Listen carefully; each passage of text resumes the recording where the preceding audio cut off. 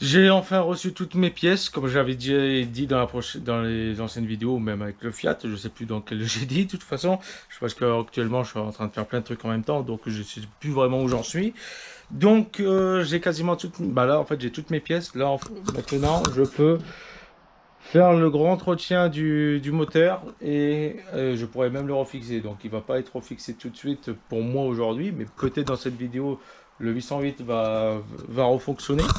Mais en tout cas là, actuellement j'ai toutes mes pièces. Donc si tu m'as suivi, j'avais fait un retour de brocante et j'avais acheté pas mal de pièces dans une grande brocante. Il y avait entre 1000 et 1500 exposants. Donc automatiquement tu finis toujours par trouver ce que tu cherches. Voilà. Donc il y a de là, bon ça par exemple ça c'est pour une Golf 3, donc c'est pas ça ne nous concerne pas, mais c'est une vidéo qui en arrivera, voilà. Donc donc abonne-toi parce qu'il va y avoir une Golf 3 qui va arriver sur cette chaîne YouTube en vidéo, voilà. Donc maintenant en fait le plus gros du problème de pourquoi en fait j'avais perdu l'embrayage, et bien en fait la seule et unique raison c'est mon câble d'embrayage qui a fait que j'en suis arrivé où j'en suis là actuellement, c'est-à-dire démontage de boîte de vitesse et moteur et toute la face avant du 808. Et là ça fait un mois et demi que le 806 est dans cet état là, un mois et demi, voilà, un mois et demi pour un câble d'embrayage. En fait je vais t'expliquer la petite histoire. J'ai mon cousin, j'ai un de mes cousins à qui il est passé. Il était passé pour que je lui passe un outil de jack. Et je lui ai parlé justement du 808, comme quoi que j'ai perdu l'embrayage, mais que j'ai pas le. Pourquoi le 808? Le 806. Et que j'ai perdu, enfin, j'ai perdu l'embrayage, mais l'embrayage, il y a eu certes usé, mais celui-ci n'explique pas pourquoi la pédale restait enfoncée au fond. En fond, en butée quoi. Et en fait, il m'a expliqué qu'en quoi que le problème, c'était pas l'embrayage en lui-même, si le mécanisme, il n'y a rien, c'est uniquement le câble d'embrayage. Donc en gros, il m'a dit que par rapport au câble d'embrayage, il est possible que là-dedans, ça a cassé. En gros, j'ai beau appuyer, et ben en gros, la gaine ou le câble ou un truc dedans, ça retient plus et du coup, ça tend plus le câble. Ça ne tend plus le câble. Donc voilà. Donc, on remplace le câble d'embrayage. Et on va lui mettre ça. Donc c'est le moins cher que j'ai pas. C'est pas le moins cher. C'est l'un des moins chers. Donc oui, c'est la marque Ridex. Oui, tu as bien vu. Mais c'est l'un des moins chers. Parce qu'après, il y en avait un en AB, de la marque ABS. Mais j'avais un doute de comment ça se montait. Voilà. Donc là, j'ai le câble qui est presque pareil. Déjà, la longueur est la bonne. Je dis presque pareil parce que ici, vois-tu comment ça se termine? Voilà, une rondelle, une simple rondelle pour dire que tout ça, ça se barre pas. Mais sur le câble là, le câble d'origine, il y a ceci. Et ceci, c'est un poids là. Et le poids, il va du haut vers le bas.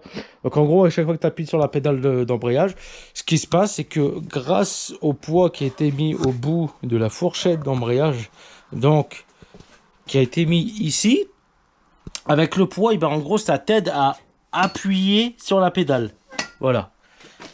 Donc, là, il n'y a pas de poids, ce qui fait que potentiellement, je vais devoir mettre plus de force pour embrayer et débrayer.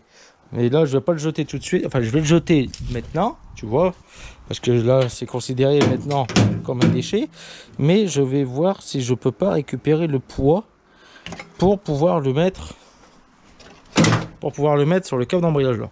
Mais pour le moment, on va pas, je vais pas. Ça sera en dernier, le câble d'embrayage. Voilà. Hop, en dernier. Voilà. Parce que là, ce qu'on va faire, c'est que je vais démonter le joint SPI de Villebroquin côté volant moteur, parce que j'avais remarqué que ça fuit. Alors c'est peut-être pas le joint ou c'est peut-être le joint. Bref, je l'ai.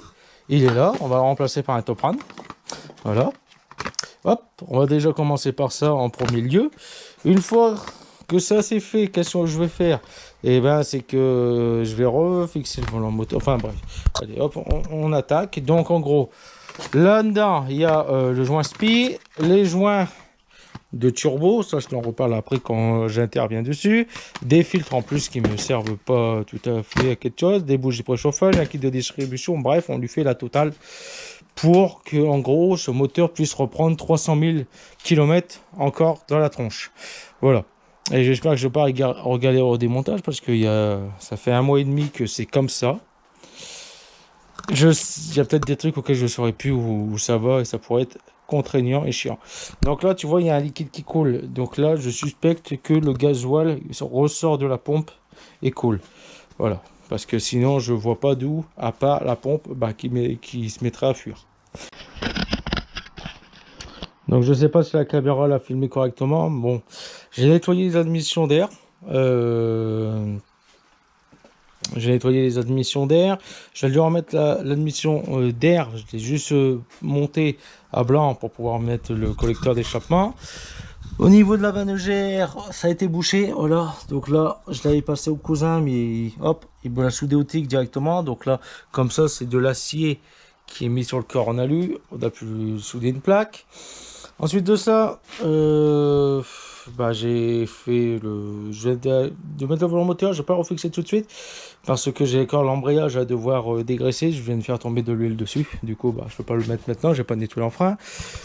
Pour l'échappement, alors pour le turbo, voilà, on est ici. Le turbo, je l'avais démonté, il faudrait que je le nettoie, que j'ai bien faudrait.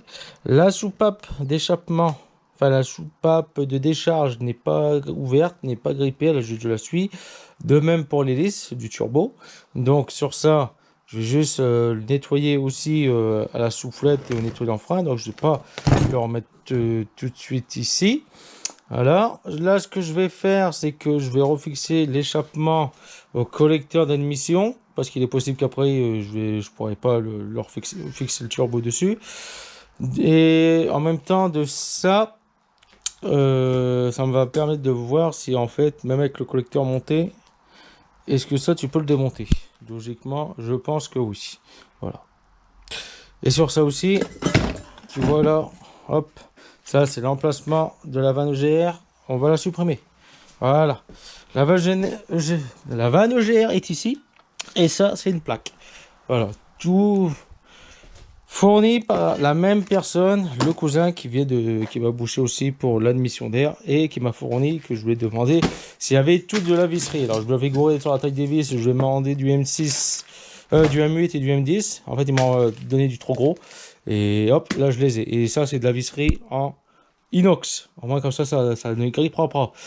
Je vais mettre de la graisse cuivrée qui tient la température. Ouais, qui tient la température, qui est celle-ci. Voilà. Alors, qui est celle-là. Quelle température d'ailleurs? Ah, 1100 degrés. Bon, mais il y en a largement assez. Comme ça évitera que l'inox va gripper là-dedans. Voilà. On va vraiment partir sur un truc extrêmement bien. Donc là, la plaque pour supprimer le GR. Voilà. Hop, un joint qui va avec. Hop, donc le joint, on va le mettre ici. Tu vois.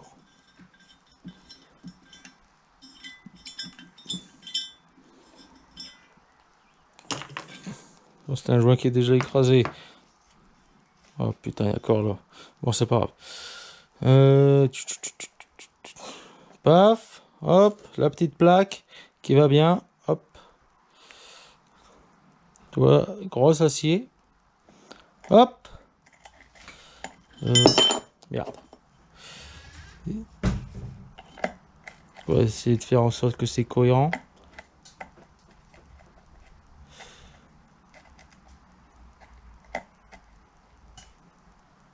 Voilà. La plaque. Il n'y a même pas besoin de mettre de joint en fait. Et hop. EGR. Le GR dans quel sens elle allait? Comme ça. Voilà. Paf. Ni vu ni connu. Comme ça. La vanne EGR est toujours présente, mais elle est juste bouchée. Elle sera bien évidemment raccordée, tout ça. Mais elle ne sera plus fonctionnelle. Voilà. Elle sera colmatée. Et c'est pour ça que j'ai demandé la visserie. Donc, est-ce que... Voilà, hop. Une tuyau de vis.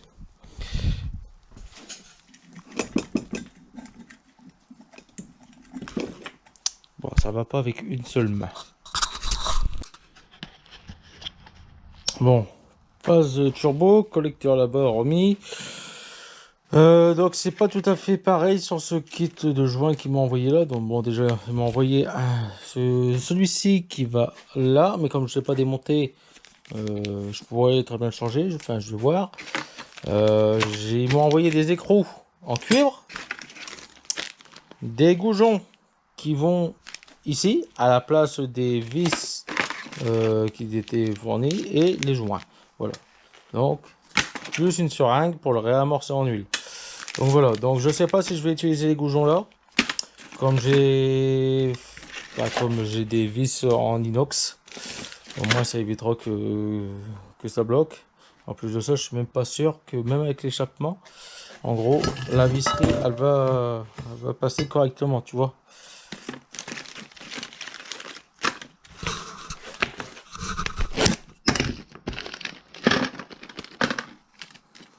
Par exemple, ici, ouais, ça pourrait encore être emmerdant, tu vois, je pourrais encore être emmerdé pour les mettre. Non, je vais plutôt mettre l'inox. L'inox, ça sera mieux. Donc là, j'ai besoin de ces joints-là. Hop.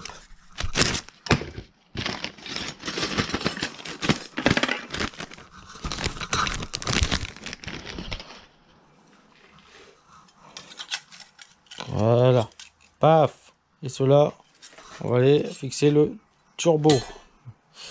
Mais avant ça, ici, je vais quand même changer de joint. Mettons que je l'ai. Voilà. Voilà, j'y ai bien passé 1 heure là. Parce que j'avais monté le collecteur d'échappement, j'ai dû le démonter pour mettre le turbo, mais après j'ai dû redémonter le collecteur d'échappement avec le turbo du collecteur pour pouvoir installer la descente d'échappement. Parce que en fait, l'écrou qui est juste là, et ben il faut le mettre en premier. Donc en gros, tu dois mettre collecteur d'échappement et ensuite turbo au collecteur d'échappement et le collecteur d'échappement au moteur. Voilà. Ouais, donc là, j'ai paumé un truc ici, et donc il doit être ici dans cette zone là. Pour le moment, bah, regarde, il est là-bas, là-bas à terre. L'écrou, c'est pareil, je l'ai paumé parce que je l'ai fait tomber entre le bloc moteur et cette pièce là, donc il y a l'écrou qui est juste là derrière. Donc voilà, sur ça je suis bon. J'ai remis de l'huile directement au shroud du turbo, donc comme ça au moins ça devrait être bon. De toute façon, il va quand même falloir le réalimenter en huile pour être sûr que. Enfin, je vais faire tourner pendant à peu près 30-40 secondes comme ça sans qu'il démarre pour bien le faire démarrer. Donc là, objectif. Attends, hop, je remets ça là avant que j'oublie. Que ça allait là. Donc objectif. Donc là maintenant que cette partie là est faite au niveau du collecteur, tout ça. Donc il y a ça déjà à remonter ici que je vais faire. J'ai cassé le GR. Va savoir pourquoi. Va savoir pourquoi. La bilote ici. Hein, là, on voit pas contre-jour. La bilote qui est ici, je l'ai cassée. Voilà, elle est dans la durite. C'était mis quand j'ai serré le collecteur. Ah bah oui, si, bah oui, je sais pourquoi je l'ai cassé. J'ai rajouté la plaque en acier ici, donc ça l'a relevé, c'est pour ça qu'elle a cassé. Bon, enfin, bref, voilà, c'est pas grave. Ça, elle est là. De toute façon, je boucherai la durite. D'ailleurs, la durite, elle va de là à là. Elle va ici au niveau d'une électrovanne. Donc ça, bon, bah c'est pas grave, on le remettra pas. Ça sera là, mais on va le débrancher. Je vais voir comment je vais faire. Ensuite, donc ouais, je peux déjà remettre la partie admission. Donc j'ai laissé pendant plusieurs jours l'intercolleur ici, au cas où s'il y avait de l'huile, bah, que l'huile elle s'écoule et avec la chaleur en fait, du soleil qui vient de taper dessus, bah, pour essayer que l'huile vraiment elle se liquéfie et que l'huile, hop, elle tombe de l'intercolleur. Mais j'aimerais bien le changer parce que franchement, je pense qu'il doit être percé quand même, ou alors il doit plus faire tout son job. Voilà. Donc tu vois, pendant qu'il est là, je pourrais aussi en profiter, c'est de retirer ça pour remplacer la durite que j'avais cassée derrière. Mais je pense que je le ferai pas pour la simple et bonne raison, c'est tous les colliers qu'il y a là. Et de toute façon, je pense ne pas trouver de durite de remplaçante qui va ici, voilà. Parce que c'est pas encore la même matière que les durites à eau. Là, c'est du tuyau résistant à la chaleur, tu vois, et à l'hydrocarbure aussi.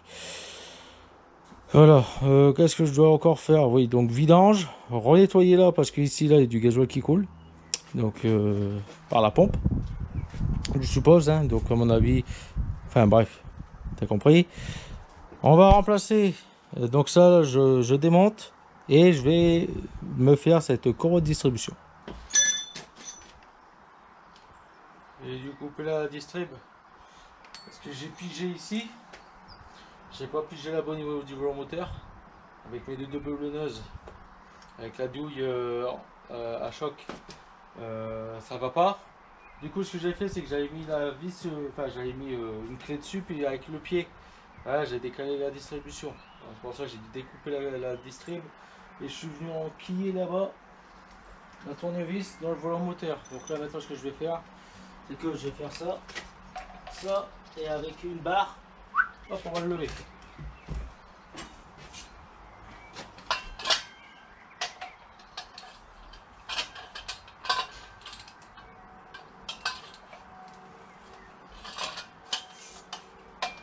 Alors là, ça va être uniquement la force du moteur, parce que je vais lever automatiquement, ça va faire basculer le moteur. Voilà. Parce que c'est ce que je pensais que ça allait faire.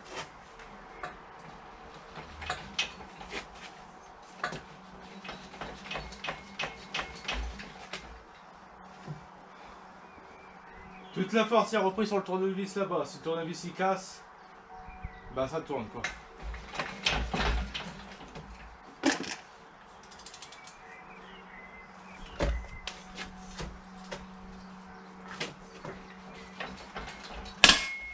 Aïe.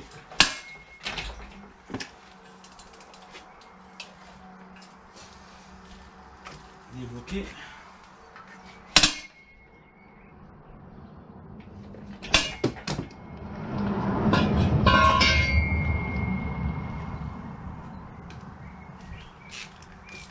Alors, il y a plusieurs possibilités. C'est soit ça qui est cassé, ou soit la vis elle tourne bel et bien.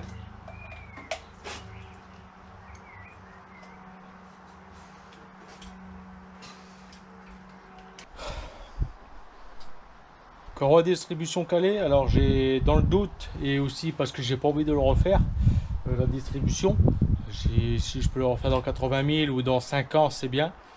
Pour le moment honnêtement j'ai pas envie de le faire, alors j'ai mis ma courroie de distribution que j'avais acheté, donc la courroie GAT que j'ai mis. Je viens de faire 3 tours de moteur, enfin du moins jusqu'à ce que ma courroie revienne quasiment à la même place. J'ai fait un repère sur le volant moteur comme tu vois là. Ici c'était pigé, c'était calé, donc du coup j'ai tourné, c'est très bien. J'ai eu un petit bémol, un petit péripétie, que j'ai dû faire une petite modification sur le moteur. À l'heure actuelle, tu vois, j'ai dû percer un trou ici, donc j'ai dû retirer le support moteur. J'ai dû entièrement le retirer, percer un trou là. Pourquoi? Parce que en fait le tendeur automatique de la courroie de distrib était grippé. En fait, il était en position à l'intérieur. Quand j'ai retiré ça, en gros, ça c'est pas tombé, ça aurait dû tomber. Donc, il était grippé.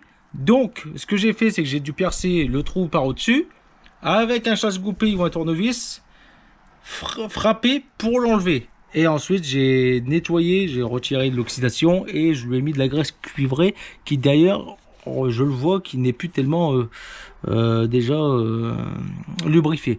Enfin bref, il ne faudrait pas qu'il y ait trop de lubrification, voire même normalement il faudrait peut-être même pas qu'il y en a, parce que regarde, tu vois, il y a la courroie qui est juste là, s'il y a de l'huile ou de la graisse qui tombe là, je vais peut-être même éviter de toucher avec les gants, et ben en gros ce qu'il pourrait faire c'est que la courroie de distrib elle saute à cause qu'elle soit graisseuse. Et ouais. Alors je n'ai pas retiré la poulie damper comme tu vois là. Pourquoi? Pour la simple et bonne raison, impossible de desserrer cet écrou. Déboulonneuse, Enel, ma grosse déboulonneuse là-bas qui fait 1000 watts. Pas possible. J'ai même été acheter une clé de 22, tu vois, une clé de 22 avec le tube qui est là. Pas possible. Honnêtement, non. soit elle a été collée à la Loctite, ou soit le gars qui l'a fait juste avant a tiré très fort. Mais là, impossible de pouvoir le dévisser, cette vis là. Donc là, on est sur une kit de distribution qui va durer, j'espère, 80 000 voire 100 000 km. Je vais regarder la préconisation, mais des fois c'est pas la préconisation du constructeur qu'il faut regarder, c'est qu'est-ce qui est préconisé pour la courroie que tu viens d'installer. Là actuellement c'est une courroie GAT. Le constructeur lui te préconise parce que c'est sa marque et c'est lui ce qui. Et par exemple, si tu mets une qualité et que c'est marqué par exemple Peugeot, ben lui va te dire cette courroie là avec cette ref là de cette provenance là 80 000 km. Là j'ai mis une courroie GAT, peut-être que cette courroie GAT que j'ai mis là elle est estimée 60 000, 80, 90, 100 ou 120 000 km. Tu vois, c'est ça qui veut. En fait, il faut regarder ça. C'est la préconisation du fabricant par rapport à sa courroie. Là, l'élément le plus important, c'est la courroie. Surtout, la courroie, tu vas me dire, et les galets. C'est un galet qui grippe, la courroie, elle chauffe, elle casse, certes. Mais, quand même, regardez, c'est la préconisation qui est donnée pour la courroie. C'est surtout ça qu'il faut regarder. Et sur cette boîte là, tu vois, sur cette boîte là par rapport à la Contitech que j'ai eu dans le kit là-bas, il n'est pas indiqué la date de fabrication de la courroie, tu vois, enfin à mettre avant, je ne le vois pas indiqué, pas du tout. Non. Par contre là, tu vois, il y a un code là au niveau de mes doigts, on dirait, tu sais, le même type de code que tu as sur le Xbox là. Pour pouvoir entrer un code et avoir un abonnement Gold ou autre. Voilà. Mais je ne trouve pas. Peut-être que c'est marqué de vérifier les informations de GAT. Si le plan de la boîte comporte un T disposé, le capteur de tensiomètre. Oh là là. Non, ce n'est pas indiqué. Ce n'est pas indiqué et ce n'est pas. Non, tu vois, c'est. Sur cette boîte là, tu vois, par exemple, c'est pas indiqué. Alors j'aurais pu très bien mettre la Contitech. Mais en tout cas sur cette boîte là ça n'est pas indiqué à poser avant et la durée de vie. Non, tu vois là c'est pas indiqué. Voilà, mais bon, GAT, je fais confiance sur tout ce qui est courroie. Le plus souvent je prends du GAT. Voilà, pourquoi? Parce qu'une fois j'ai mis mon véhicule au garage et j'ai eu le droit à quoi? Eh ben à du GAT, et depuis bon bah je mets du GAT. Voilà. Et c'est sûr, tu me verras pas mettre de Ridex. Ça c'est sûr. Pas de la marque Ridex. Je sais pas par qui elle est fabriquée, donc je mettrai pas du premier prix. Je prends une marque qui est connue. Peut-être que GAT c'est que le premier prix, hein, j'en sais rien du tout. Mais moi, depuis, bah, je mets que du GAT depuis que le garage m'avait mis du GAT. Avant, quand j'ai commencé à avoir mon permis. Voilà.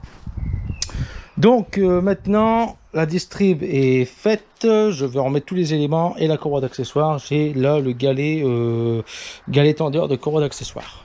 Bon, pour ceux qui sont intéressés pour la courroie de distribution de la marque GAT, donc c'est 5049 XS, c'est celle que je viens de mettre actuellement.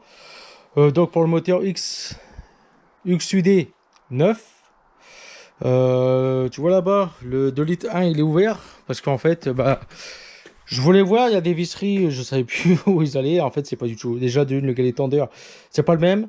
De même qu'au niveau du support support moteur. Et de toute façon, la culasse n'est pas la même. La culasse est bien plus haute que le 1 litre 9.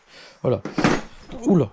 Bon, courroie d'accessoires remis. Je l'ai tendu un peu plus. Alors, j'en ai un peu chié parce que le galet tendeur de la marque Strom, j'ai dû l'adapter à coup de marteau. Que tu vois là. Pourquoi? Parce que ici l'oreille en fait elle est plus courte et du coup le trou pour la vis de réglage, et ben du coup elle était pas en face, donc j'ai dû replier la patte en le tapant pour le faire passer. Et comme tu vois, regarde la vis elle est striée, ça a frotté dessus. Ce qui serait bien en fait avec les kits, c'est qu'ils donnent les vis avec, parce que là comme là tu vois, là j'ai une vis tout trouillée, mais imagine j'aurais foiré la tête de la BTR, comment j'aurais fait? Ah, ça aurait été un peu emmerdant. Mais bon, ça finit par passer. Alors j'en ai un peu chié du coup aussi pour le mettre. Alors du coup bah, j'ai dû aller au tournevis. mettre entre la poulie et la courroie et hop, il y avait 50% de chance que je casse la courroie en deux en l'arrachant. Tu vois, comme ça. Bon, après, c'est une courroie d'accessoire, ça se remplace. Mais bon, à cause de ce galet, en fait, qui est dû à l'oreille, bah, du coup, bah, qui tapait en haut et que je ne pouvais pas le mettre correctement. Voilà. Mais bon, regarde, si tu sais plus comment il allait, la courroie de galet en rouleur, et ben c'est comme ça. Parce que tout à l'heure, j'avais mis de mauvaise façon, c'est que j'avais passé la courroie. J'avais passé comment la courroie. Ouais. Mais en fait, je sais même plus. Enfin bref, je sais que je l'avais pas passé comme ça tout à l'heure, la courroie. Et du coup, ça n'allait pas du tout. Voilà. Ah ouais, voilà. En fait, j'avais passé... Voilà comment j'avais fait. J'avais passé la courroie au-dessus, que j'avais fait reprendre ici, par le haut, pour revenir là. Alors, il manquait 1 centimètre. Ça aurait pu passer. Malheureusement, ça n'allait pas. Donc du coup, je me suis dit... Ah ouais, mais en fait, c'est comme ça que je dois le mettre. Donc voilà. Là, j'ai la bonne position de la courroie. Donc, sache que si tu as une courroie qui fait 1 centimètre plus grand, bah, en gros, tu peux le faire passer là, ici, le faire revenir là pour reprendre là. Et hop, voilà. Mais sache que là tel qu'elle est, c'est la bonne position. Voilà. Maintenant, qu'est-ce qui va me rester à faire? Donc là, toute la partie distribution, accessoires, c'est fait. Il faut que je retire la limaille qui est tombée au niveau de la pompe de pompe direction assistée si je veux pas devoir la rechanger. J'ai refixé ici le manchon, tout ça. Donc là, ici, je sais que c'est la durite. J'ai une durite d'air. J'ai une durite d'air qui vient ici, quelque part. Qui est là dans tout ce foutoir. Peut-être celle-ci, même si je pense que ça, c'est une durite de carburant plutôt. Ou alors, ça soit... Non, ça, c'est pour la dépression. Ouais, ça, celle-ci, elle est ici, voilà. Bref, je sais que j'ai une durite d'air qui traîne là quelque part. Là maintenant, il faut que je refixe ceci, que j'achète du nettoyant frein pour nettoyer le disque et le volant moteur. Et là après je suis bon pour pouvoir le refermer. Moteur, boîte, hop, claquer là-dedans. Et voilà, donc là on n'est pas loin de le faire rouler. D'ailleurs j'y pense, en fait j'ai oublié de commander les joints speed de boîte. Bon c'est pas grave, tant pis. Alors j'ai un cousin qui m'a conseillé. Celui qui m'a fait la plaque pour boucher la vanne de gire. Comme je prends l'embrayage du 2 litres 1, il m'a conseillé de prendre la boîte du 2 litres 1 à la place de la boîte du 1 litre 9. Chose que je ne vais pas faire. Voilà, je ne vais pas le faire, clair et net, parce que là-bas, je ne sais pas comment, si elle est cassée ou pas. Celle-ci, je sais qu'elle fonctionne. En plus de ça, j'ai mis de la nouvelle huile là-bas. Là-bas, bah, on va quand même la laisser parce que de une, j'ai toujours pas regardé le rapport de ratio entre cette boîte-là et cette boîte-là parce que je n'ai toujours pas repéré le code boîte. Tout ça, il est possible que ce soit les mêmes de toute façon, ou alors il est possible que non. Pourquoi il m'a dit plutôt de mettre la boîte du 2 litres 1, et ben c'est par rapport à l'embrayage. En gros pour dire que pour pas que ça patine, en gros de ce que j'ai pu comprendre au niveau de la première, pour pas que ça patine, ou alors en gros que le moteur force trop pour faire accélérer le véhicule à cause de l'embrayage, qui est possible. Je vois en gros que je dois accélérer plus, le faire monter plus dans les tours pour faire décoller le véhicule. Voilà, c'est ça. C'est ce qu'il m'a dit. Il m'a dit en gros, j'ai peur que en mettant cet embrayage là, en voulant pousser le véhicule en première, tu vas devoir accélérer plus et plus fort. Voilà. En plus, vu que là il y a un ressort en plus à l'intérieur et que mon câble d'embrayage Ridex a pas le plomb, enfin a pas le poids au-dessus, il est possible que je vais peut-être un peu plus galérer à passer l'embrayage. J'espère que c'est de la bonne qualité, enfin de la bonne qualité du Ridex. J'espère que ça va pas être de la merde, que au premier coup de pédale, clac, le câble il casse. Bon, moi j'aurais déjà fait tout ça, mais bon, je repartirai sur un autre câble et sur un qualité, parce que ça c'était dans les 20 balles. Les autres, d'autres marques, Valeo, Gad, Bosch, tout ça, Febi, c'est dans les 50 euros. J'avais pas envie de mettre ça. Voilà. Donc oui, là maintenant tu peux te dire que la valeur du véhicule coûte plus cher. Comparé avec 300 euros que j'avais pu pour remettre en route enfin pas remettre en route, le remettre sur la route. Bah là maintenant il y a un peu plus, mais c'est de l'entretien, c'est pas du remettre sur la route, là c'est de l'entretien. Voilà. Là, moi je vais quand même regarder pour la courbe de distrib. Qu'est-ce qui est préconisé de chez GAT pour le kilométrage et l'année de la distrib. Et sûrement aussi, ils vont te dire, et sûrement de l'utilisation avec le moteur. Voilà, c'est ça, je vais regarder ça. Et puis, bah, je vais acheter du nettoyant frein. Mettre, je vais mettre l'embrayage avec un kit que j'ai acheté. Regarde, hop, paf, pour pouvoir centrer les embrayages. Ça évitera que je dois les centrer à l'œil. Et au moins, j'ai pris ça c'est 15 balles ou 20 euros. Je l'ai pris comme ça, moi je suis tranquille. Que ces accessoires à la con des centreurs de butée en fait que j'avais acheté. J'ai acheté des centreurs de butée. Je savais même pas que ça existait des centreurs de butée. Moi je crois que c'était. En plus de ça, il y en a un, c'est un centreur de butée que je me suis aperçu que j'ai acheté. Et l'autre, c'est un centreur d'embrayage. Lui, comme vous avez pu. Oui! J'arrive! Tu vois, manger. Donc moi je vais aller remplir le penche. Et puis bah on se revoit par la suite. Mais avant de se quitter, ce que je voulais te dire, tu as pu le voir, le centreur d'embrayage en plastique que j'ai acheté, qui est complètement de la merde, parce qu'en gros tu es censé mettre le truc dedans, tu serres et le truc qui s'écrase et il t'ouvre l'embrayage pour le centrer. Et ben enfin le mécanisme d'embrayage. Complètement de la merde en fait. Il aurait fallu que ça soit 5 cm plus grand. Et bon, ça aurait pas duré, c'est du plastique. De toute façon, au premier coup de serrage, le plastique il serait écrasé, il n'y aurait plus rien servi. De toute façon, c'est de la merde. Je l'ai acheté et bon, bah voilà quoi. Maintenant, je sais que c'est pas ça à acheter. On verra bien, je verrai bien avec ça et je verrai si je vous conseille d'acheter un centreur bah, comme ça pour les embrayages, hein, tu vois. Bon, c'est pas monnaie courante que je fais des embrayages moi, mais bon, là-dessus, j'espère ne pas devoir en faire un tous les 20 000 ou tous les 80 000 km. Pourquoi? Et pas parce que déjà c'est pas pareil qu'un express, hein, et il y a un peu plus de trucs à démonter. Voilà. Donc j'espère que cet embrayage là va durer longtemps. Voilà. J'espère faire le bon choix de réutiliser cet embrayage là. Ce bon vieux 800C c'est remonté comme tu vois, il y a plein de petites traces de doigts, de mains, il y a de la mécanique, tu vois, même là. Et une fois, j'étais sur le parking d'un Auchan et puis il y avait une voiture de type BMW qui est l'ennemi de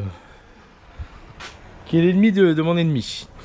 Et ben, je me suis mis à rire parce que sur le côté, entre l'aile et le capot, tout le long, c'était rempli. C'était recouvert de traces de doigts en fait. Il y en avait tout plein et ça m'a fait rire. Parce que je me suis dit, j'ai fait, regarde, le gars a fait de la mécanique, rien à foutre. Il a tout claqué, enfin, il a tout laissé comme ça, il n'avait rien à branler. Et honnêtement, je crois que c'est la première fois que j'ai vu une voiture avec, bah, comme moi, avec des traces de doigts partout et tout. Et qu'en gros, bah, s'en branle en gros de la carrosserie. Bien. Bon, je te cache pas comme quoi que j'ai quand même y faire quelque chose. Hein. Alors déjà, soit le pare-choc qui repart. Il repasse tout en noir comme derrière parce que je me suis aperçu qu'en fait derrière c'était couleur plastique. Et l'aile, soit je vais sûrement la repeindre tout en blanche aussi. Voilà. Donc le pare-choc, c'est soit je le repeins en blanc entièrement, ou soit en gros je le décape complètement. Je vire la peinture et je mets peinture, enfin je le mets en couleur plastique. En gros, sans peinture, nu. Voilà. Ouais. Bon, alors comme tu vois, il est posé sur ses roues, tout est remonté, tout ça. Voilà, là il est logiquement opérationnel. Je te dis logiquement parce que j'ai découvert un petit problème. Et ça, c'est négligence que j'ai eu. Déjà, bah, de une, par flemme. Par flemme, pourquoi? Par flemme parce que en gros, j'arrivais pas à le faire, à le passer tout seul. Alors j'espère que je vais pas devoir redémonter le moteur et boîte ou alors retirer uniquement la boîte de vitesse. Qui d'ailleurs, je sais pas comment tu l'as fait passer parce que de ce que j'ai cru comprendre, en fait, si tu fais un embrayage là-dessus, ben, en gros, c'est tu retires moteur et boîte. Voilà. Voilà, je pense pas que tu as peut-être d'autres façons à faire, mais quoi qu'il en soit, je sais pas s'il va falloir que je relève la boîte de vitesse pour retirer la tracédorie. Parce que je vais te faire voir juste un petit extrait tout simple. Voilà. Donc là, tu vois, hein, bon, bien sûr, on voit rien parce qu'il fait nuit. Là, encore embrayage. Tu vois, donc là, paf, tu vois, j'appuie. En plus de ça, c'est dur. Hein. Donc, je te mettrai après de l'autre côté hein, pour que tu vois. Donc, hop. Alors déjà, tu vois, j'ai ce problème-là. Tu vois, là, le point mort, il est même pas devant le 3. Le point mort, il est... bah déjà, regarde, quand je fais ça, hop, ça reste là. Et en plus de ça, le point mort, il est devant la 5 et la marche arrière. Voilà. Donc, il y a ça. Mais en plus, tu vois, quand je fais ça, je sens qu'il y a peut-être un petit problème. Bien. Alors, il y a un truc auquel je me suis aperçu et j'espère que c'est bien mon diagnostic de ça. Je pense que comme je ne l'ai pas raccordé à la caisse, le câble, parce que là, logiquement, tu as un bout de caoutchouc à bloquer dans la caisse. Moi, je ne l'ai pas fait parce que j'arrivais pas à le faire passer. Il faudrait que je mette du silicone ou un truc qui glisse pour le faire paf, pénétrer. J'ai galéré. Mais en plus de ça, je me suis aperçu, je vous ferai voir, j'ai un câble de tringlerie, il est en comment dire, il est en pression sur le côté, mais je pense pas que c'est ça qui fait que j'ai ce problème là. Mais de toute façon, il faut quand même que je regarde pour retirer encore une fois là-dessus pour le détendre, enfin retirer les câbles. Donc en gros, ça m'implique de renlever ça et de renlever le tableau de bord. Voilà. Alors ouais, on va le démarrer. On va peut-être lui remettre le préchauffage hein, du coup. Alors je me suis aperçu aussi que là maintenant actuellement il démarre en 2 fois. Après c'était dû aussi parce qu'il y avait de l'eau dans les cylindres et tout ce bordel. Donc voilà. Donc là tu vois que ça démarre. Hein. Il n'y a pas de problème là-dessus. Hop. Regarde. Là je te mets. Alors, je vais appuyer. Je sais qu'on voit pas grand chose. Donc j'appuie. Hop, tu vois là. J'enlève le petit frein à main. Qu'il n'y a pas d'ailleurs. Et il n'y a pas non plus là. Hop. Et voilà. Et voilà, là j'avance. J'avance mais lentement. Très lentement. Alors. Hop. Tu vois. Et si je mets la marche arrière. Qui est... Attends. 1, 2, 3, 4, 5.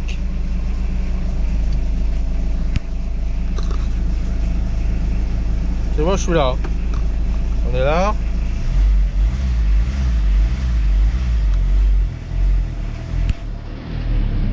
Voilà. Pareil, regarde. Hop. Donc je peux te dire que ça m'emmerde un peu. Et j'espère que c'est le problème de tringlerie, que c'est pas le problème de l'embrayage. L'embrayage qui pourrait patiner, qui est possible. Hein, vu qu'il y a eu un peu d'huile qui est tombée dessus. Mais bon, j'y crois pas trop. Parce que là, le problème que j'ai, c'est que... alors il pourrait, là comme tu vois en première, il veut bien avancer. Il veut bien avancer, mais d'ailleurs il y a déjà du mieux par rapport à hier, mais je crois qu'en fait c'est les vitesses ne s'enclenchent pas avec le câble de tringlerie, je pense. Je vais te faire voir vite fait.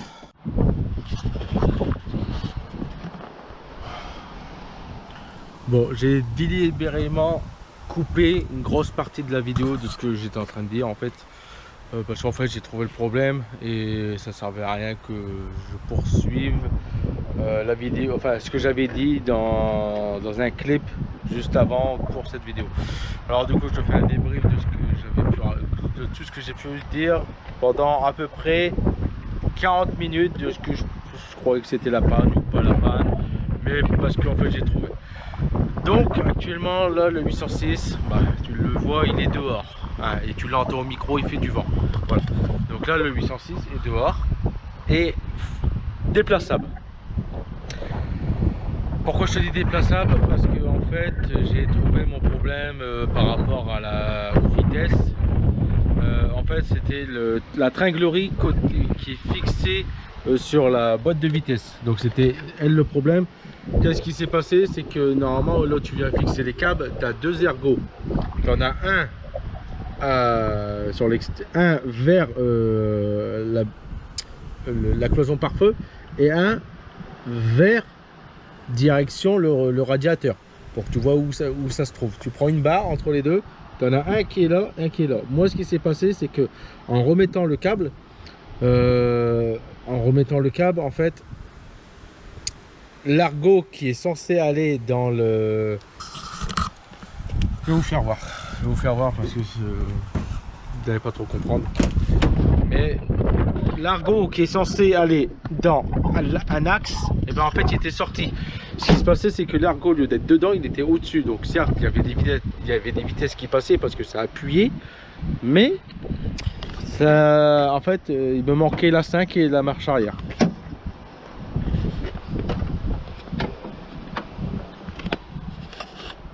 Alors, j'ai délibérément pas remis la boîte de vitesse. La boîte à air. Voilà. Et comme tu peux voir dans la boîte à air, déjà ici, c'est déjà du courant. Parce que je pense qu'il y a quand même un problème sur ce moteur. Je t'en parle juste après. Alors, sur le truc que je te dis, tu vois cette pièce-là. Cette pièce-là, juste derrière, tu as un triangle avec deux ergots. Un ergot qui vient de ce sens-là et un ergot qui part par là. Et bien celui qui part par là, c'est pour le câble. Celui qui vient ici, il est censé aller là-dedans. Dans cette pièce-là. Cette pièce-là, il y a une fente entre les deux pour qu'en gros la boule, l'argot, coulisse, appuie et monte cette pièce. Moi, ce qui se passait, c'est que l'argot, il était au-dessus. Ça, c'est repris car ressort. Donc en gros, pas de 5, pas de marche arrière. Voilà. Donc, problème. Ensuite, mon câble, là, a été réglé. Donc mon câble, moi, il forçait complètement comme... Regarde. Je t'en ai parlé, mais je te l'ai pas montré. Mon câble, juste avant de le régler, il était complètement comme ça, il forçait. En fait, le câble, il était en torsion. Il était en tension, en torsion. Voilà. Et en fait, c'est par rapport à la fixation du câble qui était au niveau du levier de vitesse. Que d'ailleurs, comme tu peux voir ici, j'ai tout remonté. En fait, au niveau du levier de vitesse, le câble, au lieu d'être, par exemple, au lieu d'être mis dans ce sens-là, tu vois, dans ce sens-là, il était mis à l'envers. Voilà. Alors, j'avais une chance sur deux, mais en fait, le mieux, c'est quand tu changes le câble, si tu remets d'abord au niveau de la boîte de vitesse, et après, tu viens mettre la trégulerie. Comme ça, en gros, tu n'as qu'à juste à venir prendre le truc et le fixer. Moi, en fait, je l'avais mis sans savoir si le câble, il était dans le sens comme ceci ou dans le sens comme ça à l'envers.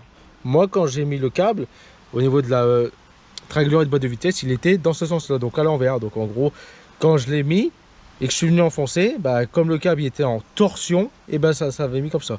Tôt ou tard, de toute façon, le câble il serait barré, parce que j'ai pas eu très de mal à le redéclipser de là. Pour ce qui est de cette partie là, c'est bon. Pour ce qui est de la partie du câble qui n'était pas fixée au niveau du châssis, c'est bon. En fait, le câble n'a pas besoin d'être fixé sur le châssis. En fait, le truc qui est fixé dans le châssis, c'est uniquement c'est un caoutchouc d'étanchéité pour éviter les remontées vapeur, humidité, tout ça. Donc, en fait, tu n'es pas obligé de le fixer si tu ne souhaites pas le mettre. Parce qu'en gros, la grosse pièce que je vous avais fait voir dans le câble, la grosse pièce, en fait, elle n'est même pas fixée là-dedans. Voilà. Donc, cette partie-là est réglée. J'ai la 1, la 2, la 3, la 4, la 5 et la marche arrière. Donc, j'ai mis 6 vitesses qui fonctionnent. Maintenant, il y a un autre problème. Exactement, un peu plus tôt dans la vidéo, comme tu as pu voir, le véhicule, comme j'ai dit, est déplaçable. J'ai roulé avec le véhicule avec le cousin. Donc avec le cousin qui a ouvert sa chaîne YouTube, qui est Vintage Car Rust. Voilà.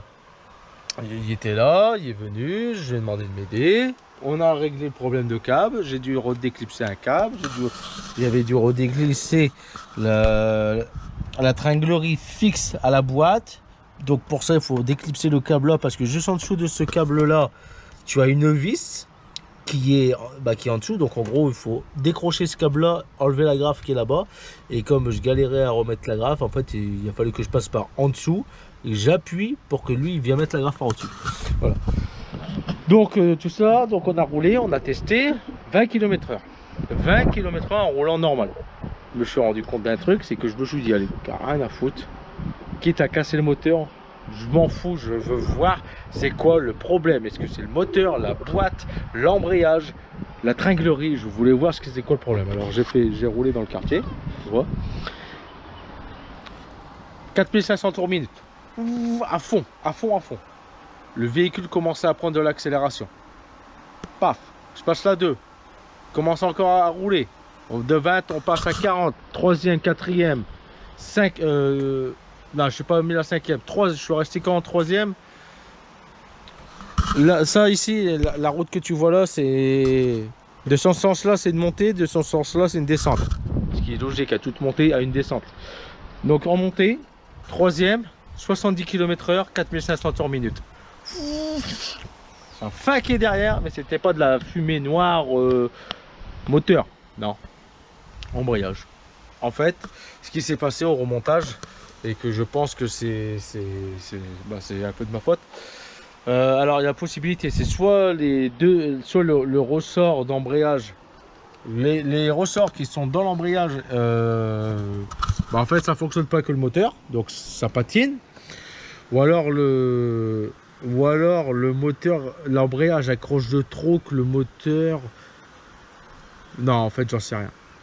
Mais de ce que je pense, hein, je te dis bien de ce que je pense que c'est dû au fait que j'ai de l'huile moteur, j'avais mes mains pleines de graisse sur l'embrayage, sur le volant moteur, que j'ai nettoyé vite fait, parce que j'ai vu qu'il n'y avait plus vraiment de traces d'huile, et que j'ai installé ça. Je pense que en fait, c'est uniquement dû à une négligence de nettoyage de ma part. C'est uniquement ça.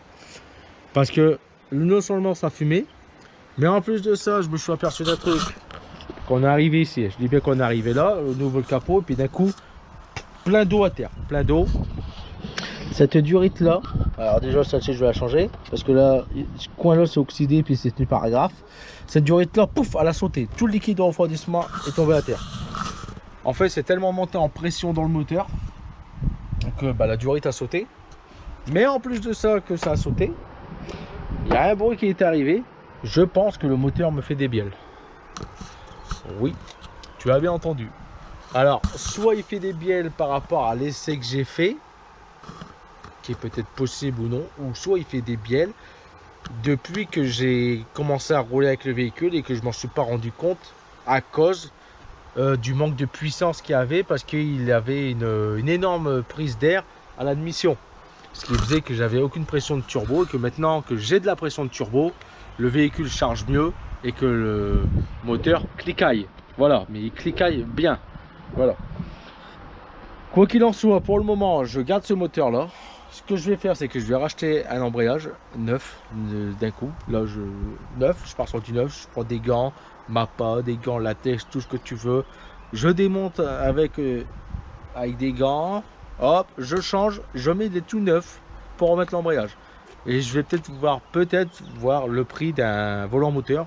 Du coup, je vais changer sûrement volant moteur, embrayage, tout ça, tout le mécanisme. Parce que là, en gros, le seul problème qu'il y a, c'est que quand je suis à 4500 tours minute, troisième, toutes les vitesses, le véhicule il accélère, il prend vraiment de la pression, il prend de la charge, il y a une bonne patate, mais l'embrayage patine de trop. Voilà, et c'est pas roulable comme ça. Non, c'est là, la consommation va être à du 25 litres au 100, c'est obligatoire. Voilà. Mais maintenant, il est déplaçable. Là, à l'heure actuelle, je peux le déplacer. Donc, j'ai commencé à regarder comment changer un embrayage là-dessus sans devoir démonter le moteur. Alors, il y a plusieurs façons et je vais en faire une vidéo uniquement spécifique là-dessus. Parce qu'il y a la façon comme j'ai fait. Donc, comme tu as pu voir, tu décroches toute la face avant, un bout du berceau, tu sors le moteur, boîte. Voilà. J'ai pas envie de faire cette façon là, mais s'il faut faire, je le ferai. De toute façon, je sais où il faut mettre les mains, toutes les pièces sont dégrippées, donc ça ira vite aussi. Il y a une autre façon où j'ai vu qu'un gars, lui, il a décroché tout le berceau en dessous. Le moteur est toujours en place, il a mis des cales, il a mis en dessous pour tenir le moteur, il a décroché la boîte de vitesse à terre, la boîte de vitesse. Et j'ai encore vu une troisième version qui là me paraît plus approprié et j'espère plus accessible pour moi.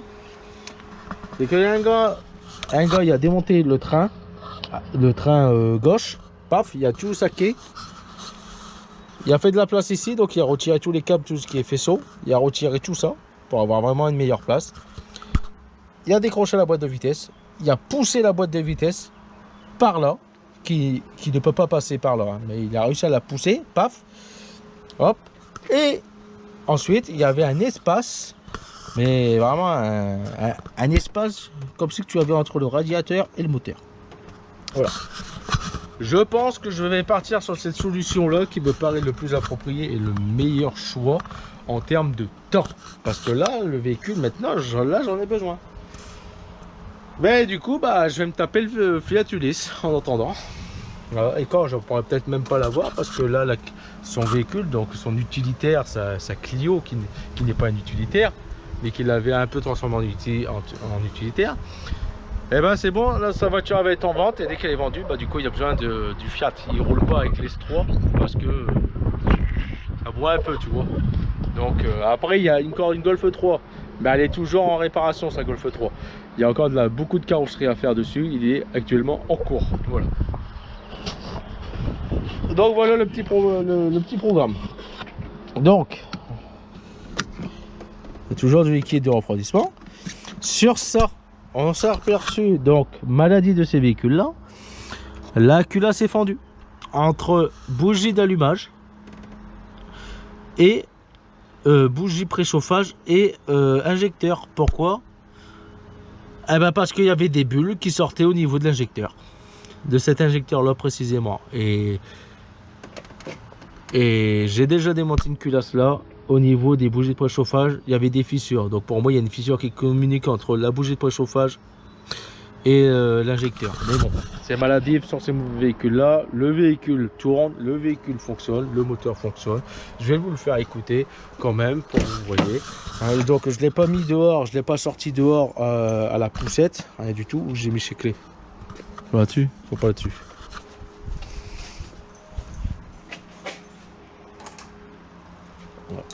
Alors il y a quelques petits bémols, c'est que avoir monté dedans, il y a des traces d'huile sur la moquette, donc à nettoyer. J'ai perdu, je ne sais pas où j'ai mis la commande ici et le petit clipston qui va là. Voilà. Donc voilà, hein. Alors, hop, tu vois. Là maintenant je suis plus tout à droite, là hop, ça passe soit 1, 2, 3, 4, 5 et marche arrière. Voilà.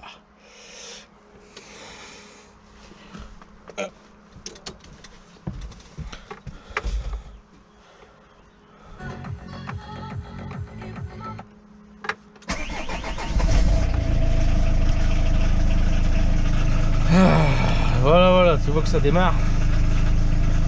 Bah déjà là tu l'entends. Hein. Donc dans l'habitacle, on l'entend pas. Hein. Pareil, bon ça fait un bruit sourd, ça fait un bruit de tracteur, hein, ce qui est normal. Là j'accélère un petit peu.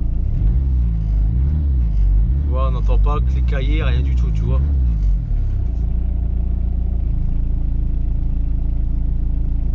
Maintenant, je vais te mettre au niveau du moteur, tu vas entendre comment ça cliquaille. Donc, pendant l'opération de l'embrayage, avant que l'embrayage soit monté quand même, voilà, avant même que je l'achète, il va y avoir une opération démontage carter d'huile pour voir si le moteur fait pas des bielles. Si le moteur fait des bielles, je regarde pour changer le moteur. Je vais pas m'emmerder à prendre les cotes, de savoir c'est quel jeu de palier ou autre. Non, je m'emmerde pas. Honnêtement, j'ai pas envie de m'emmerder avec ça. Tout ça. Mais bon, quoi qu'il en soit, tu sais, il y a de fortes chances que même qu'il cliquaille, je continuerai à rouler avec le moteur jusqu'à temps qu'il explose. Je vais jusqu'au bout des choses.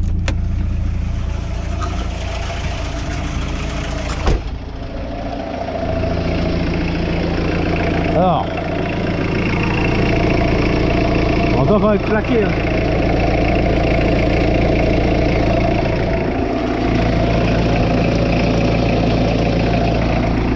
En tout cas, ce qui est sûr, que plus tu vas vers le bas, plus tu entends claquer quand même. Voilà, on n'entend pas. On entend très sourdement. Mais quand le moteur il est un peu plus chaud, là on l'entend. Après, ça peut être aussi une histoire d'injecteur que là, qui claque, mais bon, ça me fait chier. Alors après, il y avait aussi beaucoup de qu'on a fait l'essai, hein. Non seulement ça fumait, mais ça sentait l'embrayage. Ça fumait, c'était la fumée d'embrayage et tout. Il y a ça, mais j'espère aussi, je pense, je vais contrôler le turbo. Il est peut-être possible que, comme j'ai roulé comme ça sans avoir mis l'admission d'air, il n'est pas impossible que il y a un truc qui est rentré dans l'admission d'air. Alors je t'avoue que ça me ferait bien chier. Parce que, bizarrement, j'ai retrouvé un peu comme un bruit de turbo qui se désintégrait, un peu comme le Fiat.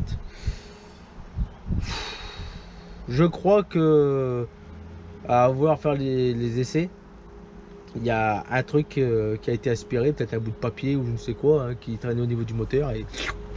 parce que ça glingaillait quand même, pas mal. Hein, quand je te dis glingailler, c'est bien glingailler. On entendait.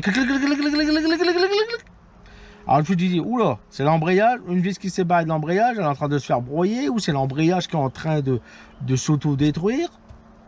Peut-être possible, et j'espère que ça serait ça. Au moins ça m'évitera de retrouver un turbo ou d'acheter un turbo. Là, pour le contrôler, c'est simple, je retiens le manchon d'air. Je retiens le manchon d'air, et puis bah, je contrôle si l'ailette elle est toujours bien droite, c'est bon. Si les hélices, il leur manque des spales, et ben c'est qu'il y a bien un truc qui est rentré dedans et que bah c'est pété. Quoi qu'il en soit, tant que le véhicule tourne, enfin tant que le moteur fonctionne, il tourne, ça sera ce moteur là. Voilà. Je suis pas dans la puissance pour celui-ci. C'est uniquement pour pouvoir. En fait, il fallait qu'il soit fiable et déplaçable pour toute la famille. Mais bon, s'il est plus vraiment fiable et que j'ai toute la famille, là, ça commence à être compliqué. Quoi qu'il en soit, je n'ai pas encore fini les réparations à faire dessus. Déjà, ça va repartir sur un embrayage tout neuf. Au moins, il sera quasiment neuf. Ouais. Le moteur, l'entretien, toi. Distrib avec ses courroies d'accessoires, l'embrayage, les câbles, tringleries, les fluides, quasiment tout, les pneus, les freins. Il manque juste une peinture et un kilométrage où qu'elle t'enlève 100 000 et en vaut 5 000. Voilà. Je vais du coup redémonter un bout de train pour pouvoir saquer la boîte, hein, parce que j'ai juste fait 700 km avec ce véhicule. Ouais. Bon, après il faut le dire aussi, hein, il y a quand même l'air d'avoir été bien massacré avant que je l'achète quand même. Que ce soit peinture, déjà les disques qui correspondaient pas au bon diamètre, manque d'entretien, le moteur qui était plein de graisse, plein d'huile et tout. Bon, comme tu peux voir, je suis en tenue de combat parce que j'ai eu la bonne idée d'aller torse-poil en dessous de la bagnole pour démonter le demi-train. Donc côté conducteur, ouais. Et tout gras à terre. Oui, qu'y a-t-il? C'est quoi? Non. Bestiole n'a pas besoin de pâté. De toute façon, elle s'est barrée. Ouais, elle s'est barrée la bestiole.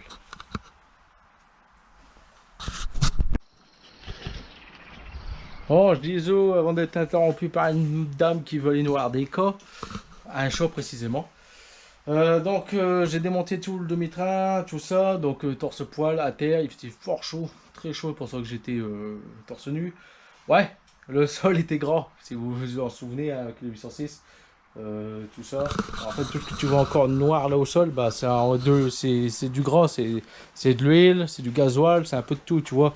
Si on regarde, on le voit là, on voit la forme. Ici, il y avait des roues, et quand j'ai nettoyé le sol, et de l'huile, de l'eau, tout ça, ouais, parce que le sol n'est pas droit.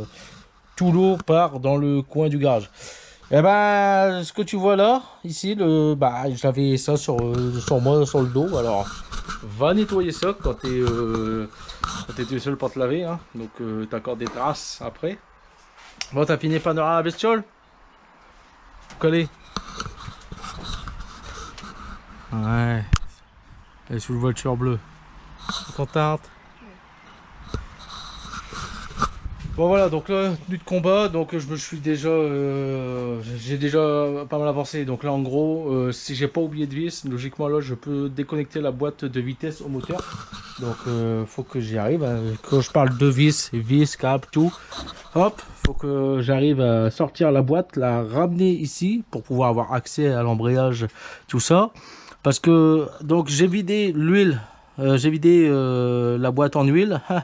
Ouais, quand j'ai tiré un peu sur le cardan, bah, il y a de l'huile qui est tombée. Donc là au sol, ce qu'on voit, bah, c'est de l'huile à terre. Donc j'ai vidangé la boîte. Ça c'est l'huile de boîte qui est dedans, donc de l'huile toute neuve. Et comme on voit, il y a un peu de noir. Faut que je me quête pas pour pas. En le mettant là, je suis sûr pas de buter dedans. Là, c'est un embrayage que j'ai acheté neuf. Ouais. Je me suis tapé l'embrouille avec le gars qui me l'a vendu. Hein. Donc, je l'ai acheté 78 €, 69 €, frais de port inclus. Voilà, donc j'avais oublié de demander de jamais du disque, tout ça. Le gars avait indiqué état neuf. Et en plus de ça, c'est photo non contractuelle. C'est pas du tout l'image qui m'a vendu du mécanisme d'embrayage. C'est même pas le même. Donc on est sur de la marque Valeo. Le bonhomme me dit qu'il a servi que 15 jours avant que le moteur casse. Ouais. Bah regarde, en 15 jours. En 15 jours, regarde ce que j'ai trouvé. Là par exemple, tu vois, il y a une longue fissure. Alors c'est soit une rayure, soit une fissure. Mais ça s'accroche. Donc je penserais plutôt à une fissure dans le mécanisme. Hein, c'est état neuf. Le gars il m'a redit, non, j'ai pas dit que c'était neuf, c'était état neuf. Entre neuf et état neuf, pour moi c'est la même chose. C'est neuf. Je veux bien qu'il y ait de la rouille de surface, mais que c'est neuf. Mais me dire de là que c'est neuf, ouais. Déjà pareil, tu vois sur la butée d'embrayage, tu vois comme quoi quand c'est poli, bah c'est simple, c'est que ça a frotté, ça a tourné. Alors je sens pas de point dur, rien du tout. Donc oui, je veux bien le croire que c'est peut-être neuf, mais faut pas me dire que ça n'a que, je sais pas moi, 1000 km. Quoi qu'il en soit, pour l'embrayage, déjà j'avais même vu sur l'embrayage, je fais oula, c'est bizarre. Donc déjà quand tu reçois un truc, on te dit neuf et puis que tu vois qu'il y a de la poussière partout, bah tu dis bah attends, c'est un service, ça, il y a de la poussière. Ouais, donc l'embrayage pour moi il doit avoir quand même quelques milliers de kilomètres dans la gueule. Parce qu'il y a des rivets, ils sont en porte d'air. Celui que j'ai installé, qui est actuellement sur le 806, hein, du 2 litres 1, les rivets sont encore plus éloignés que la garniture. Voilà. Donc des fois, il y a un peu de foutage de gueule. Alors je l'ai mis en litige. Et puis après, bon, j'ai dit, oh, tu sais quoi, rien à foutre. Au point que je l'ai payé, tant pis, j'avais qu'à prendre en neuf. J'aurais pris en neuf, enfin, j'aurais pu l'avoir au même prix en neuf. Mais d'une marque premier prix, quoi.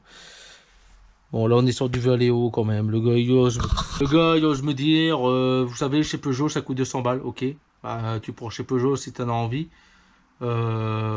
Mais qui dit pas que c'est état neuf, qui dit embrayage servi, très peu, présence de poussière.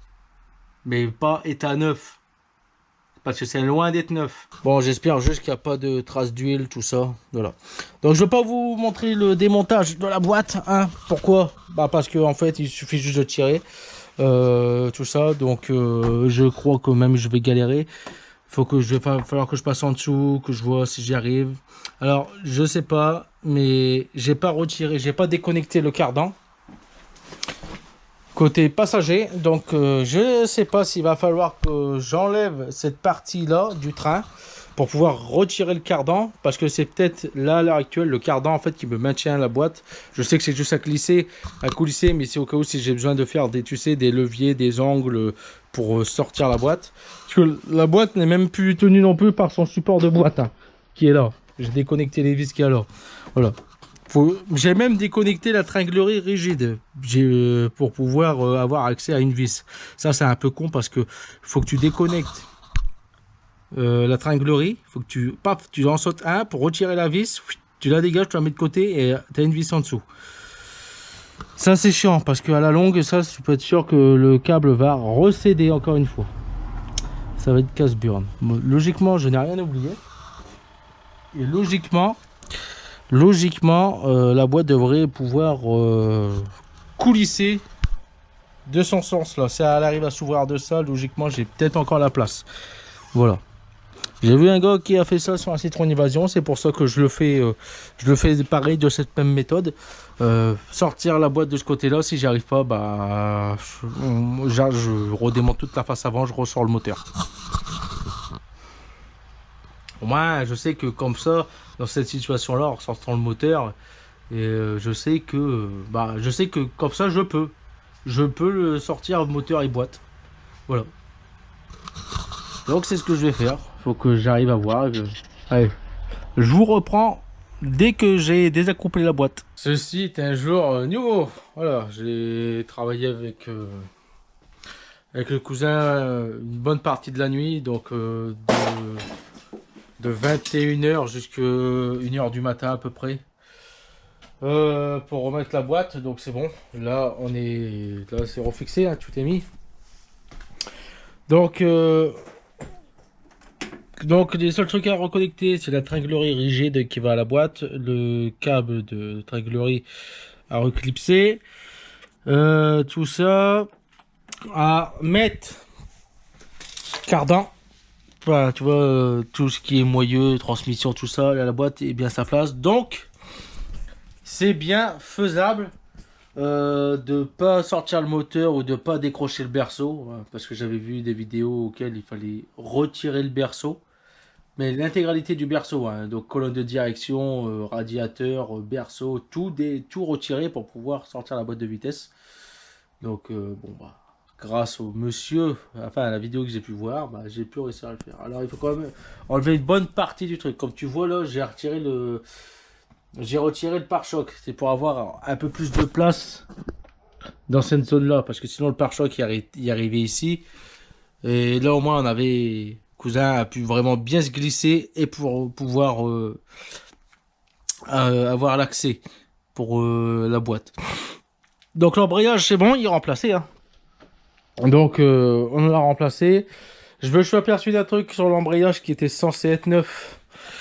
Et ben en fait c'est exactement le même que celui-ci. Voilà.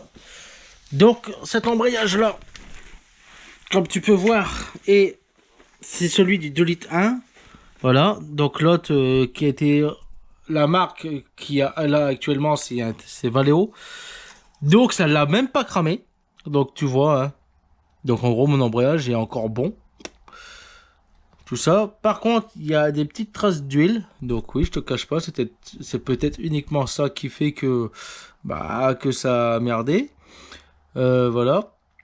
Bah lui aussi d'ailleurs c'était la marque Valeo. Tiens, c'est étonnant. On voit des petits, on voit quand même que ça a chauffé, hein, ça a bleué, ça a chauffé que sur l'extrémité. Donc il est peut-être possible qu'en fait le mécanisme était peut-être mal fixé ou alors franchement j'en sais rien. Quoi qu'il en soit, l'embrayage il est pas rincé, il est toujours utilisable, il est pas mort, il est bon quoi. Alors comme tu peux voir sur cet embrayage là, ça c'est lui qui était dessus à l'origine quand je l'ai acheté. Hein. Je l'ai repris de mes déchets. Tu vois que j'ai retiré un ressort. Parce que l'embrayage qui est actuellement monté, quand je te dis c'est exactement le même, c'est le même. Ressort blanc et double ressort. Comme celui-ci, tu vois, les doubles ressorts. Donc c'est pour ça que j'ai essayé de voir si en retirant un ressort de celui-ci qui est HS, est-ce que c'est possible de pouvoir remettre le ressort? Alors je ne pense pas, parce que je pense que les ressorts sont mis avant et après ils viennent emboutir la plaque, parce que tu vois c'est des rivets qui est mis, et en gros les ressorts ils sont pris en sandwich. Après il doit exister une pince, hein. Tu sais, une pince que tu viens mettre ici, hop, tu comprimes et tu peux venir le mettre. J'ai essayé avec des tournevis, avec des pinces crocodiles, tout ça, essayer de le comprimer et le mettre. Je n'en suis pas arrivé. Si j'aurais réussi à le faire, j'aurais dégagé les ressorts. J'aurais dégagé les ressorts qu'il y avait là. Et je serais venu lui antiquer ça là-dedans. Pour avoir ses ressorts. Alors, la couleur des ressorts signifie une dureté. Par exemple, sur les 50 cm3, un ressort blanc c'était 5%. Jaune c'était 10% et rouge c'était 15%. selon la marque du fabricant. Parce qu'il y en a, c'était 15, 20 et 45%. Voilà. Donc là, en gros, il faudrait voir. En gros, est-ce que ce ressort bleu a la même dureté que ces deux ressorts-là? Parce que là, on a un rouge intérieur et un blanc extérieur. Voilà. Est-ce que le bleu a exactement la même dureté que les deux là réunis? Si c'est le cas, en gros, bah, c'est pas une histoire de ressort. Voilà. Donc moi, ce que je vais faire, c'est que je vais remonter le reste tout tranquille. Et on va faire un test ensemble, savoir est-ce que j'ai encore le même problème. Je vous rappelle, le problème, c'est que l'embrayage patinait. Il était déplaçable à haut régime, le moteur, mais quand je te dis à haut régime, là, le véhicule commençait à prendre de la vitesse et commençait à bombarder. Mais l'embrayage patinait. Donc là, tout a été nettoyé. Volant moteur, il y a quelques traces, je ne l'ai pas remplacé. Il y a quelques traces dessus. Hop, nettoyant frein. L'embrayage, choisi dans neuf, nettoyant frein. Mécanisme, nettoyant frein. Et le mécanisme, d'ailleurs, sur l'autre, hein, il y avait encore tout des stries sur le côté. Donc oui, il pouvait paraître le neuf. Lui, comme tu vois, lui, il est lisse. Alors peut-être que la cause du problème, c'est peut-être ce mécanisme d'embrayage là qui fait que c'est ça qui patinait en fait. C'était celui-là qui a chauffé. Peut-être possible. Comme c'était lisse. Mais quoi qu'il en soit, alors, je le sens au toucher que c'est quand même un peu gras. Ouais. Pour moi, le problème est de là. Mais bon, c'est pas grave. Donc cet embrayage-là ne sera pas jeté. Parce que il est toujours bon. Toujours utilisé. C'est exactement le même que là actuellement je viens de voir. C'est le même qui est là monté. Donc peut-être que c'était uniquement le mécanisme. Quoi qu'il en soit, qu'est-ce qui concerne la butée d'embrayage, eh ben je l'ai cassée. Celle qui était du 2 litres 1, je l'ai cassée alors qu'elle est en bien meilleur état que celle-ci qui était censée être neuve. L'autre, elle avait, on sentait qu'il y avait quelques points durs. Alors je l'ai cassée, j'ai cassé en fait une oreille qui vient se clipser derrière la fourchette. D'ailleurs, oui. Alors c'est faisable, mais par contre, c'est très compliqué de venir mettre la fourchette d'embrayage. Pas la fourchette d'embrayage, la butée d'embrayage. Parce que si tu n'enlèves pas cette tige là, donc tu vois là, il y a un axe. Donc à mon avis, il est bien grippé. Tu sautes, tu retires et tu vas avoir aucune difficulté comme j'ai pu avoir. Si tu ne l'enlèves pas, tu vas galérer. Et après, pour pouvoir remettre la butée d'embrayage, il va falloir que tu passes tes mains. Tu vois que tu es un peu comme ça. Hein, ouais, le visage va avec. Que tu es comme ça. Donc, venir bien l'enfourcher dedans. Pour pas que quand tu le remets, bah, tu fais aller le mécanisme. Et ta fourchette d'embrayage, elle est à côté de la butée. Voilà. J'ai peur de ça. Mais bon, on a remis le câble d'embrayage. J'ai testé. Câble d'embrayage extrêmement dur, donc là ça a l'air d'aller. Voilà. J'ai aussi du coup nettoyé embrayage, mécanisme, tout ça qui a été mis, dépoussiéré parce qu'il y a beaucoup de poussière. Donc là, comme je vous dis, il me reste juste à remettre en fait tout ce qui est connecté, qui est au niveau de la boîte de vitesse et la transmission, et refaire un test. Et tout ça, je fais ça dans mon coin tranquillement. Je vous reprends pour le test. Bon les amis, maintenant j'ai un voyant permanent sur le tableau de bord, ce qui est normal. J'ai cassé un capteur ABR, parce que c'est indiqué ABR et pas ABS. Mais bon, je vous laisse le débat en commentaire. Voilà. Donc j'ai un capteur qui reste accroché, c'est celui-là, je l'ai cassé. Je l'ai fissuré, j'avais voulu le retirer du moyeu, bah j'ai fait pire que mieux, enfin bref, il est cassé. Alors, bon, comme tu entends, il tourne et je suis en train de voir si ça fonctionne. Surprise, il n'y a plus de marche, il n'y a plus de première. Ah, pas possible. J'ai 2, 3, 4, 5.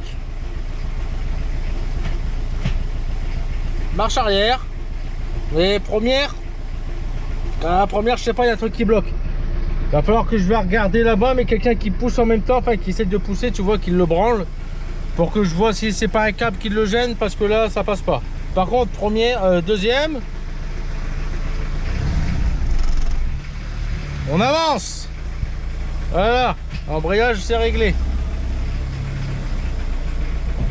Ah merde, ouais, faut que je pense à freiner.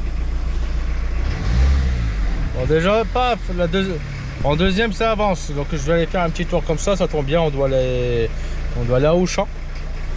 Donc je vais le sortir, le gros, et je vais peut-être le tester quand même avant, au cas où, hein, parce que si la boîte elle explose, ou si je perds l'embrayage sur la route, enfin là, ça va être con quand même.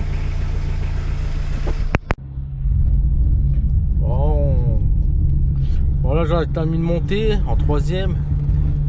Depuis que le système du EGR il est complètement colmaté, le véhicule a beaucoup plus de puissance, a beaucoup plus de patates. Donc en deuxième, j'arrive à le décoller. Donc bon, j'ai plus de première, il faut que je regarde, hein, bien sûr c'est quoi qui bloque. Mais là actuellement en deuxième, j'arrive à le décoller, il roule parfaitement bien le véhicule. J'entends des petits bruits parasites, mais c'est peut-être... il y a peut-être des conneries auxquelles j'ai mis dedans. Attends, je vais mieux me expliquer. Que j'ai mis dedans, c'est-à-dire peut-être des trucs faudrait que je resserre ou que là que ça travaille, parce que les biellettes, les rotules de direction ils sont changés, tout ça. En plus de ça, je me suis aperçu qu'il y a la rotule de suspension, donc la rotule en dessous du moyeu, lorsqu'il y a le triangle, un peu comme j'avais fait pour le master, pour ceux qui ont vu les vidéos. J'en ai une qui est HS, donc faut que je la change. Mais j'entends quand même un léger bruit, un bruit, tu sais, comme une petite résistance. Je sais pas c'est quoi, est-ce que c'est la boîte? Je sais pas. Mais en tout cas là, il y a beaucoup plus de... Alors c'est soit la boîte ou alors l'échappement, parce que j'ai, vous savez, j'ai le... Merde. J'ai le joint d'échappement. Le joint après le turbo et la descente d'échappement qui est cassé. Donc peut-être que j'entends là aussi là le bruit en fait là, que j'entends. Mais en tout cas il y a beaucoup plus de puissance, je le sens bien. Il part franchement bien, honnêtement là, rien à dire. Bon, bien sûr il faut que je trouve le problème de la 1, parce que maintenant avoir fait tous ces efforts, ça m'énerverait si par exemple attends. Hop, je fais un petit demi-tour.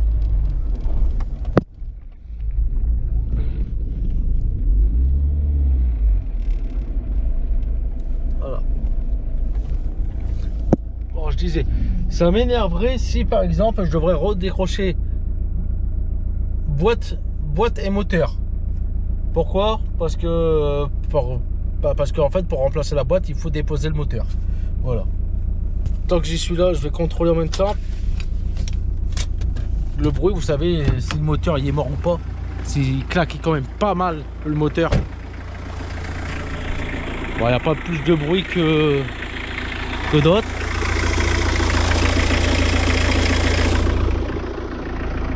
Ouais. Le moteur il doit quand même avoir une bielle, c'est sûr et certain. En tout cas je sais que ce moteur là il peut faire 500 000 km avec des coussinets de bielle complètement défoncés. J'ai eu preuve sur mon ZX. Il va falloir en tout cas que j'ai refait un nettoyage des tapis et sièges, parce que bah il y a de la graisse un peu partout. Donc voilà, donc tu vois, pourquoi ici numéro je sais pas. Tu vois la 1, j'arrive toujours pas à la passer. Donc je me mets en 2, hop, le perchonne, hop. Attends. Hop, regarde.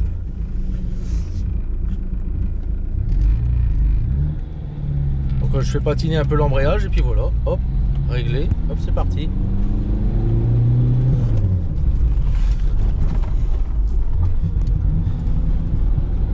Voilà, là je peux te dire qu'il pousse maintenant.